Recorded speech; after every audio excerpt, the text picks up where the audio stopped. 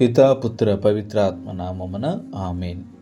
క్రీస్తునాథుని యందు ప్రియ సహోదరి సహోదరులారా, ఇర్మియా గ్రంథము 33వ అధ్యాయము 14వ వచనము.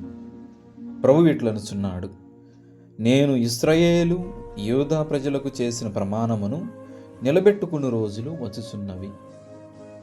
ఈ వాక్యాన్ని ధ్యానించేటప్పుడు మన జీవితాలలోని నిరీక్షణ యొక్క స్వభావాన్ని మనం పునరాలోచించాలి.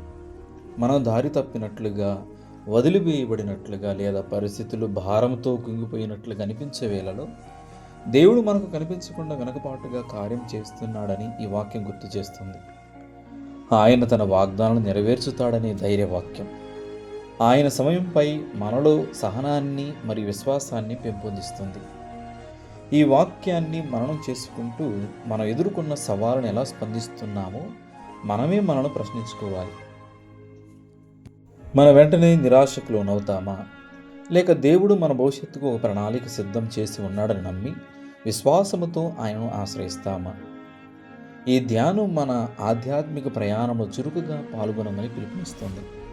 ప్రార్థనలోను వాక్య ధ్యానములోను దేవుని వెతుకుతూ మన హృదయాలను ఆయన వాగ్దానాలకు సరిపోల్చుకోవాలని గుర్తు చేస్తుంది. మన దైనందిన జీవితాలలో ఈ వాక్య సందేశాన్ని అమలులో పెట్టాలంటే ఇతరుల పట్ల నిరీక్షణతో కూడిన ప్రోత్సాహకరమైన మనస్సును పెంపొందించుకోవాలి. దేవుని వాగ్దానాలను మనం పాత్రులమై పునరుద్ధరణ మరియు విశ్వాస పాత్రత అనే సందేశాన్ని మన చుట్టూ ఉన్న వారితో పంచుకుందాం.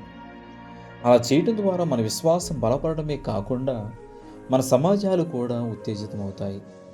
దేవుడు మన మంచికే కార్యం చేస్తున్నాడని వాగ్దానాన్ని ప్రతిధ్వనిస్తాయి. ఈ వాక్యం మనం నేర్పించే సత్యము దేవుని పరిపూర్ణ ప్రణాళికపై మరియు ఆయన సమయంపై నమ్మకముతో ఆశతో జీవించడానికి మనము ప్రేరేపించబడదాం. దేవుడు మనందరినీ దీవించి కాచి కాపాడును గాక. ఆమేన్.